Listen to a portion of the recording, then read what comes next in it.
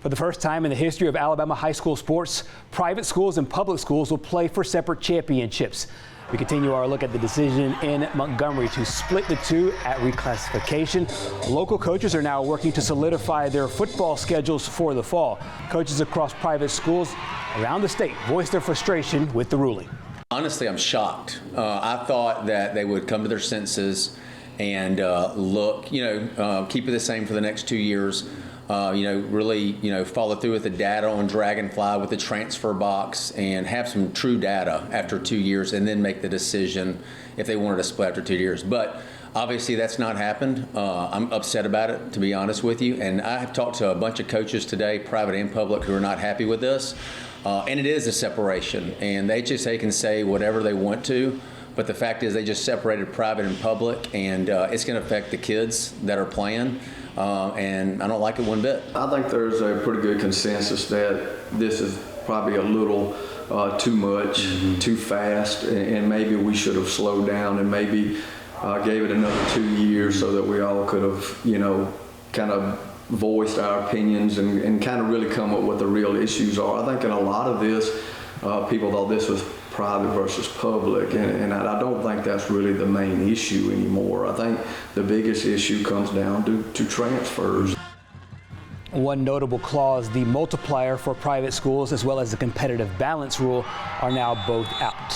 Here's a look at the new private school AA: Faith Academy, Glenwood School, Houston Academy, McGill-Tulane, Montgomery Catholic, St. Michael, St. Paul's, and UMS Wright. As for the small schools, Bayshore Christian, Bayside Academy, Cottage Hill Christian, Mobile Christian, Northside Methodist Academy, Providence Christian, and St. Luke's.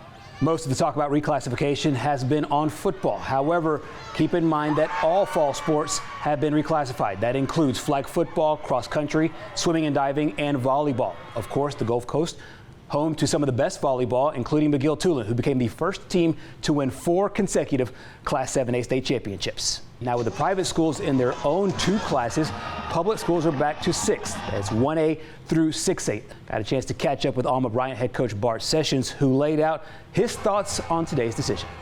We all know change is inevitable. I mean, it's going to happen, but I just personally don't think this is a very positive change for the student athletes of private or public schools. I think when you look at our state population, there would be an argument that 7 classes are too many. Most certainly when you look at awarding 8 champions, I mean, it's going to water it down, and I would almost assume in today's day and age there will be some litigation involved because people are now starting to see the unintended consequences of these things. I'm very proud of the District 1 representatives that voted against this. I think that in District 1, our private and public, we have our differences, sure, but I think we're stronger together. And I think both sides of the aisle realize that. It is worth noting the 2 District 1 representatives both voted no against this. That includes former UMS Wright head coach Terry Curtis, who is now the president of the Central Board of Control. And here's a look at the new Class 4A Region 1. BC Rains, Citronelle, LaFleur, Orange Beach, Satsuma, Viger, and Williamson. I got a chance to catch up with Williamson head coach Antonio Coleman on today's decision. We've faced UMS, Faith Academy, and we've had some good football games with them, so it's going to be a little different. We get Satsuma and we get Orange Beach, so we're definitely going to welcome them to 4A Region 1 now because there's no 7A. The next 2 years, this is just the hand we were dealt, so we have to make the best of it and look at the bigger picture. For more, head over to our website, WKRG.com.